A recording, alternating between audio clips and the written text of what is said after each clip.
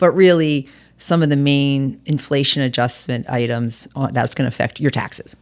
Yeah, they're all minor because they're adjusted for inflation. And fortunately, we Welcome didn't have 10%. to Live Greater View, a financial planning podcast produced by VLP Financial Advisors that discusses life, money, and perspective. We help clients live their best life at every stage through our VLP Live Greater partnership process. Thank you for tuning in. All right, welcome back. So this is episode 40 of the Live Greater View. 40. I know, we made it. It's fabulous. It's almost as old as we are. We got some more episodes to go. So great topic today. We're going to talk about the tax inflation adjustments for 2026 that the IRS just released. So a lot of provisions in this scenario, but we're going to go over some of the main highlights. Okay. Again, this is, if you have topics that you'd like us to cover, this is one that just came up with kind of what was coming out. But if there is a topic that you'd like us to cover, please send an email to info@vlpfa.com. We love to get feedback from listeners, and we can incorporate it into one of our topics. Yeah, always want to talk about things that are of interest to people. Yeah, absolutely. All right, Dan. So let's start by talking about what's changing. So first of all, what are we going to be covering today is really the tax. The IRS comes out each year, and right around this time, there'll be more things that we'll get we'll unpack later, and that they'll give us insight on. But really, some of the main inflation adjustment items that's going to affect your taxes. Yeah, they're all minor because they're adjusted for inflation, and fortunately, we didn't have 10% inflation, so that's a good thing. But also is helpful in the sense that you can save a little bit more, either from a tax perspective or into your retirement plan or HSA, FSA, things like that, on the fringes. Yeah. Because we're always talking about, hey, just save a little bit more every year. Stacking nickels. Yeah. If you're getting paid a little bit more, just save a little bit more. So, for example, I think one of the FSA increase was by a couple $100. Right. So you go, okay, it's not significant. It's not going to change everything. But if you just add that little bit more to it, that's probably going to be helpful in the long run from, in this case, medical expenses. Yeah. So we're going to talk about 2026, but we're also going to start as a little bit about 2025 because kind of the outlier and bigger change this year is the one big beautiful bill. Yep. And that had implications for this year. That's going to show up on your tax return you're going to complete next year. So let's kind of start there. What's changed for 2025? Because there's a lot of things as we've been going through with our clients and looking at their tax returns and doing the updates, there's going to be some significant impacts that we're going to see as a result of the one big beautiful bill.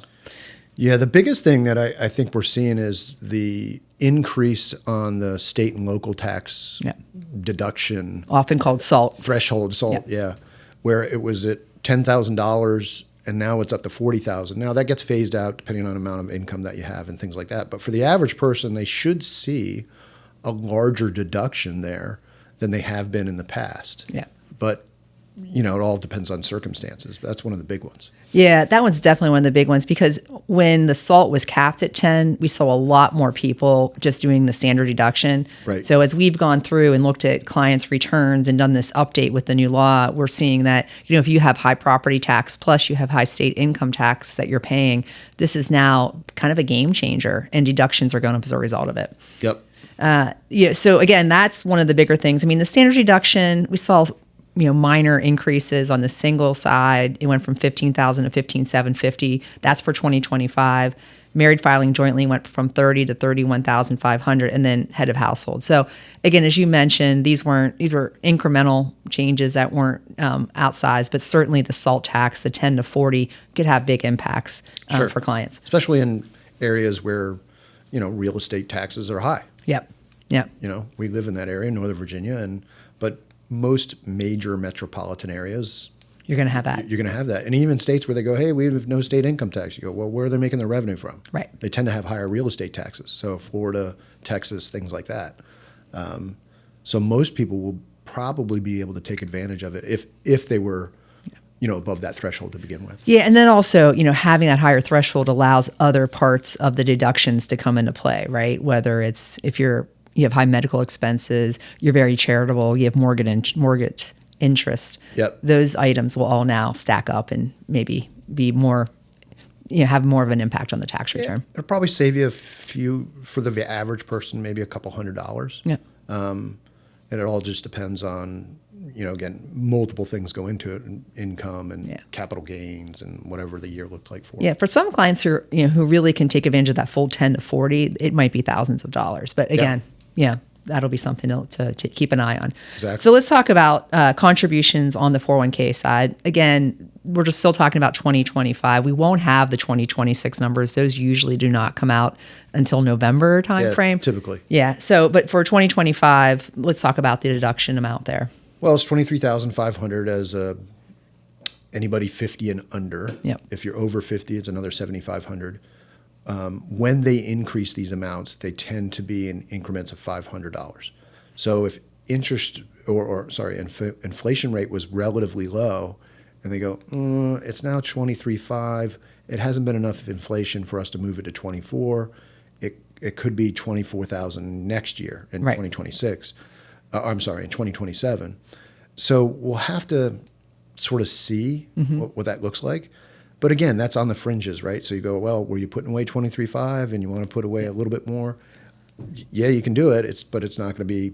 It's going to move to $40,000 or $50,000 overnight. It's going to slowly take time. But I think that's easier for people to save because they go, I'm doing the max, and now you're going to move it up to some really high number that I just can't do. Yeah. And so it's a little easier on the fringes to say, hey, I'll move from 23.5 to maybe it moves to 24,000 for next year. We'll have to wait and see. Yeah, and if you're over age 50, you have the catch-up provision. We'll talk a little about the new nuance that came in for age 60 to 63, which no one's sure why or how that age numbers got picked. But, if you're over age 50, you can put away additional $7,500. It's called the catch-up contribution. Yep. We'll touch for 2026 a little change we're going to see there also. Yeah, some changes there also. But we'll talk a little bit about age 60 to 63, which was a new one that came into play for 2025.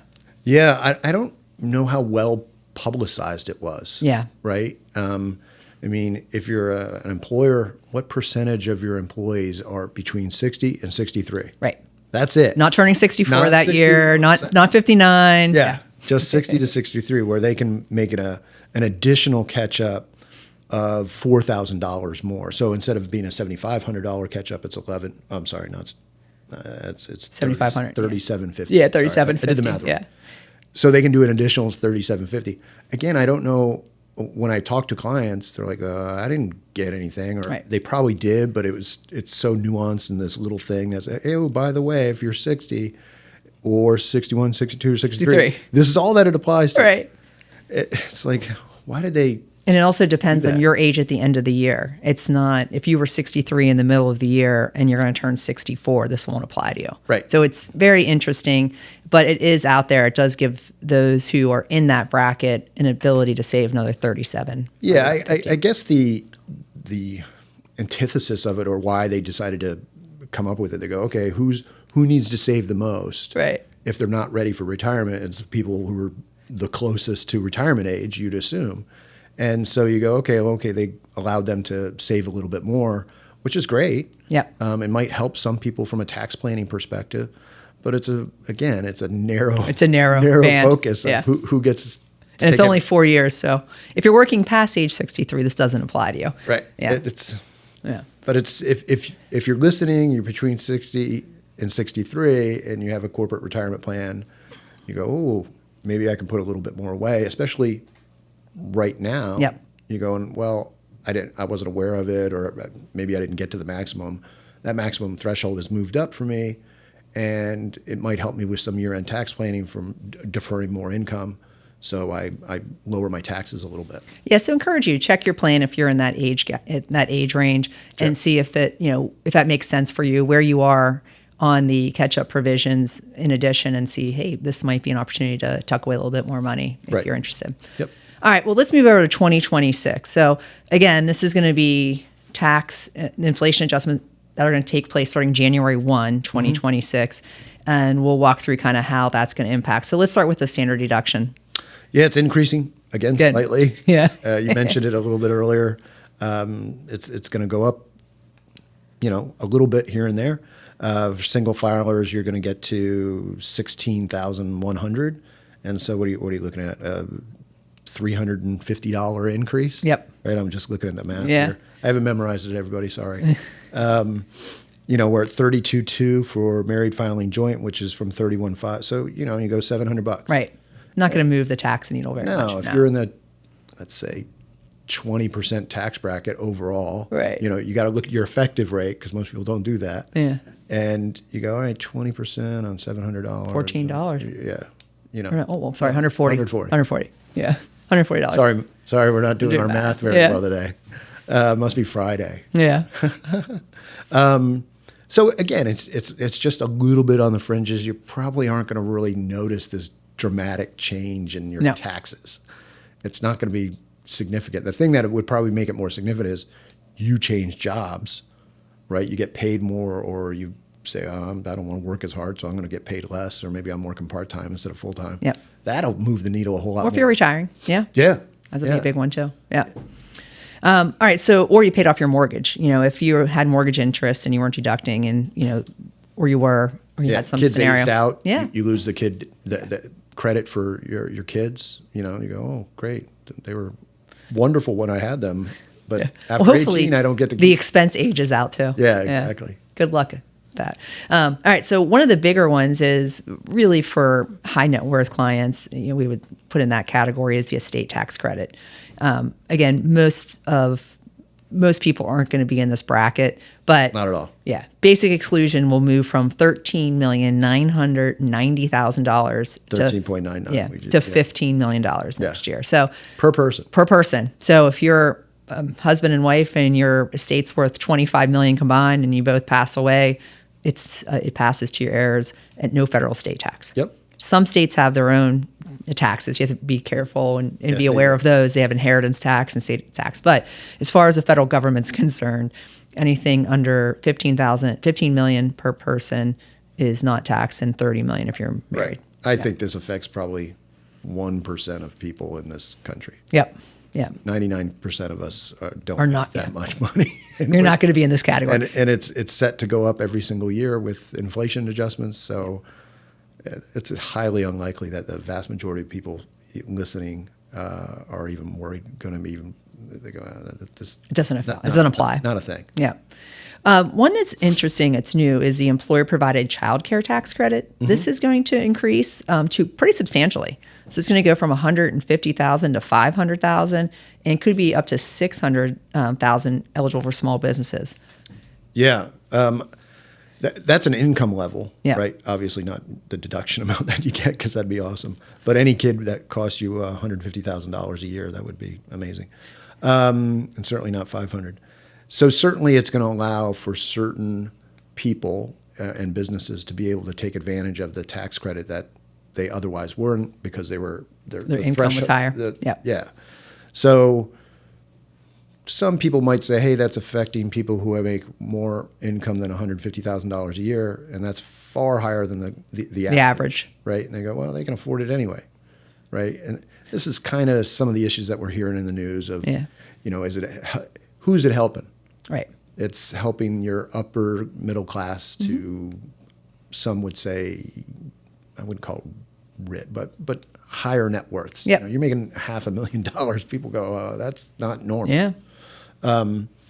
So it's okay, but if you live in a really high expensive area, like childcare is more expensive, right? Childcare is more expensive. It just costs more to live. You go, hey, we have a household income of $200,000, because both husband and wife are working, or wife and husband and husband. It doesn't really matter. You go, well, we're losing out on this, and it just costs a lot to have our kids. So in certain areas, it's not going to feel like a boondoggle to the rich by any means. It's in those very expensive places to live, you're going to go, well, this is probably going to help those people slightly. Well, the tax credit itself is not significant, right? No. Yeah, so it's $2,200. Yeah, but it is a credit. It is a credit, so it does reduce your tax bill. And I think most people don't understand that, right? So a deduction is a deduction, right? And you only, you go, hey, I'm going to get a deduction of $2,000 and I'm in the 20% bracket. It's saving you $400. Right. But the credit is, hey, my tax owed was $2,000 before the credit. Well, you take the credit, then it's zero. Right. It just offsets all of it. And so I think sometimes people go, well, what's the difference between deduction and a credit? And it's easily Googleable, but credits are better than deductions. Yes.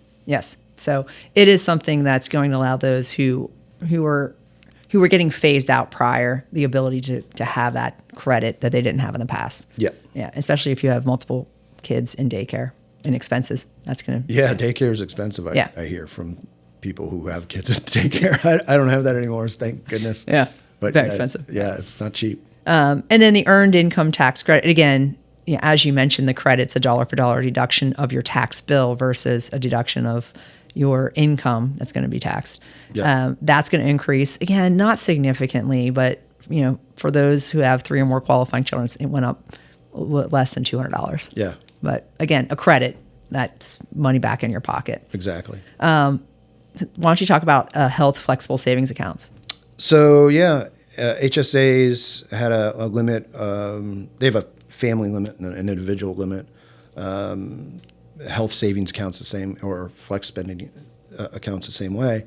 So that's going from $3,300 to $3,400. Right. Like Again, not not significant, but it is something to be aware of. If you add up all these little things, it might be helpful. Right. Right. So if you have an HSA through your employer and you can take advantage of it, HSAs are pretty awesome. Yeah. Right. You get the tax deduction, and then in the future, it's the only investment account like it, where you get the deduction up front for contributing, and then the money comes out tax free. Yeah. Now you got to use it for your health care, but we all are going to need health care at some point in our lives. Right. So there's no other account like that where you deduction up front and comes out tax free. Yeah. Roth is, hey, you look at Roth IRAs, I got to pay the tax now, then it comes out tax free. Yeah. So it's a double tax incentive to utilize an HSA. Right. It's just a great way to be able to save. So, but the big point in here unpacking is, there are some adjustments and changes in these deduction amounts. So it's good time to go back and prepare, to say, hey, am I going to be taking taking the full benefit of this? Do I need to change my deductions? What adjustments do I make to make sure that I'm hitting these new maximums versus the minimum? So I think that's a big thing to unpack.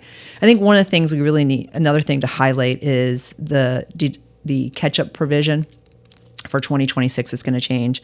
This is not going to affect everybody, but for anybody who made $145,000 in 2025 and they are over age 50 and making that catch-up now has to go to Roth. Yeah. So it's not going to be a pre-tax deduction. It's not going to reduce your taxable income. It's now going to be taxable. It's going to go into your 401k plan.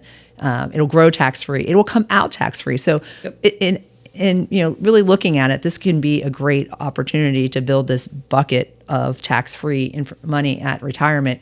But it might surprise a lot of people when they do their taxes the next year if they don't pay attention that, hey, this money that they were putting away and that tax deduction is now going to be a taxable event. Yeah, it could be a little bit of a surprise for somebody who's people go, well, again, woe's me, the person who's making over $145,000. Right. That's just not that's far above the average salary in the United States.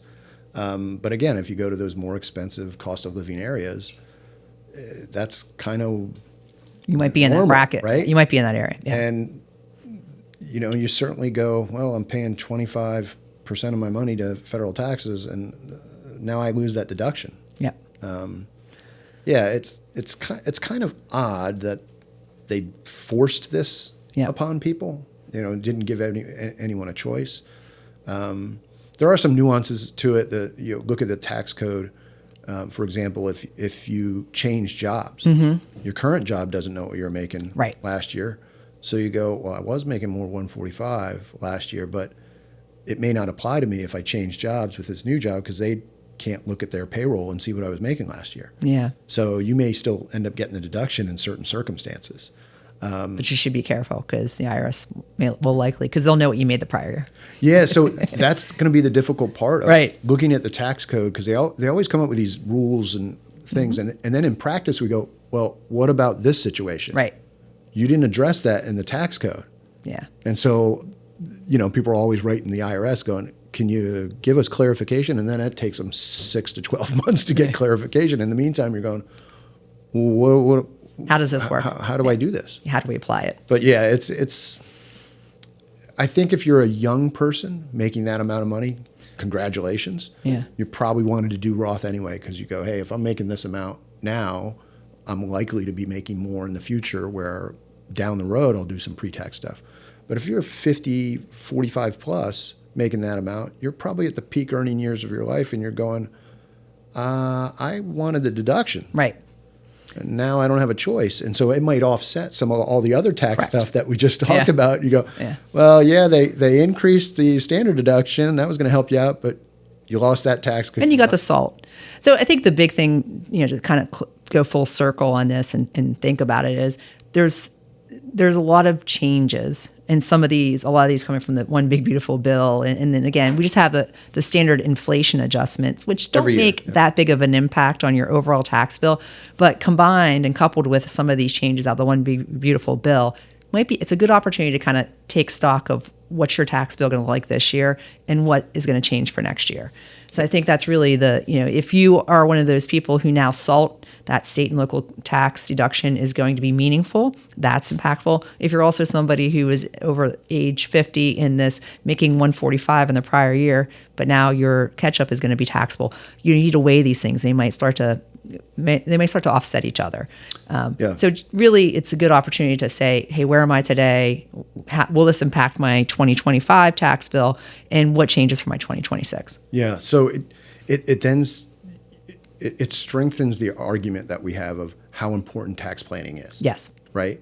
And if we're doing planning today, we can say, okay, what can you do between now and the end of the year to help you out? Yes. Right? And what a lot of people do is they wait until January and you go, well, we can't do anything about last year. Yeah.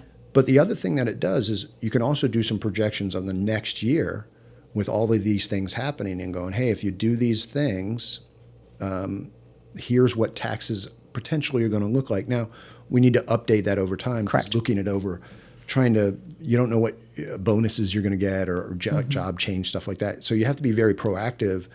But certainly this is a great time to look at what can I do for the remainder of this year because of the one big beautiful bill tax changes. Yes.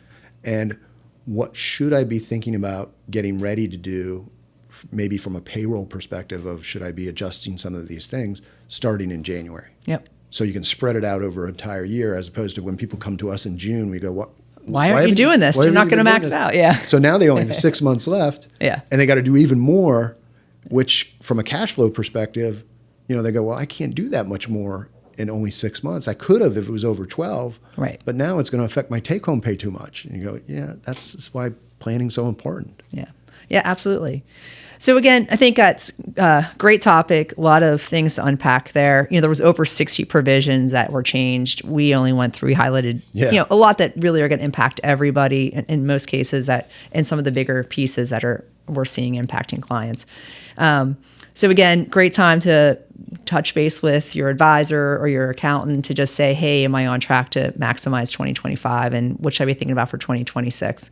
So if in closing, I think, these are the kind of topics we like to discuss with clients. These are the areas that we really take pride in kind of getting ahead of and planning and being proactive about. Yeah. Yeah. Planning is key. We're like a broken record here. Yeah. It's if anybody knows what records are anymore. But they used to skip. But I don't know. Anyway, anybody under 30 probably doesn't get it. But I think it's just comes back to planning. You tend to be more successful if you plan. And the same thing with taxes. I don't want to be surprised. And most people do their taxes in April, and it's like, ooh, what's going to happen? What is the number going to look like? But if you've done planning in, let's say, now, you go, I can almost tell you what it's going to look like. Right. Maybe not to the exact penny, but you get pretty close. I got really, really close. And you go, how would that make you feel? Well, a lot better than not knowing what's going to happen. Right. So the planning is key. Yeah. The biggest the biggest surprise clients do not like is tax surprises. Sure. That's one of the keys we've seen throughout the years when talking to clients. He goes, what is the biggest fear is a surprise with taxes. Yeah. Whether good surprises they like, bad, not so much, but that's pretty much anybody. Yeah, even then, I mean, the owing obviously is the thing. They go, no good. But even some are upset that they are getting a larger refund than they expected, and because they could have used that money. Yeah. interest-free loan to the government. Right. Who wants to do that? Well, great. Well, thanks, Dan. You're welcome. So again, make sure to like this video and subscribe to stay up to date on our latest content and topics. And we're here to help. If you like this topic, please share with family and friends. If there's a topic that you'd like us to cover, again, please visit our website and send us some information. But again, feel free to reach out if you like a complimentary consultation. Our goal is to pair you with one of the great non-advisors we have here at VLP to help you meet your goals. Exactly. All right. Thank you. Thank you. Thank you for listening to this episode of the Live Greater View. If you like what you heard, please subscribe to our podcast on iTunes or Spotify and recommend our podcast to family and friends. To learn more about VLP Financial Advisors, please check out our website at vlpfa.com. Thanks again. And now for our necessary disclosures. Securities and advisor services offered through Cetera Advisor Networks, LLC, member FINRA SIPC, a broker-dealer and registered investment advisor. All investing involves risk, including the possible loss of principal. There is no assurance that any investment strategy will be successful. The views stated in this podcast are not necessarily the opinion of Cetera Advisor Networks, LLC, and should not be construed directly or indirectly as an offer to buy or sell any securities mentioned. Due to the volatility with the markets mentioned, opinions are subject to change without notice. Information is based on sources believed to be reliable. However, their accuracy or completeness cannot be guaranteed. Past performance does not guarantee future results.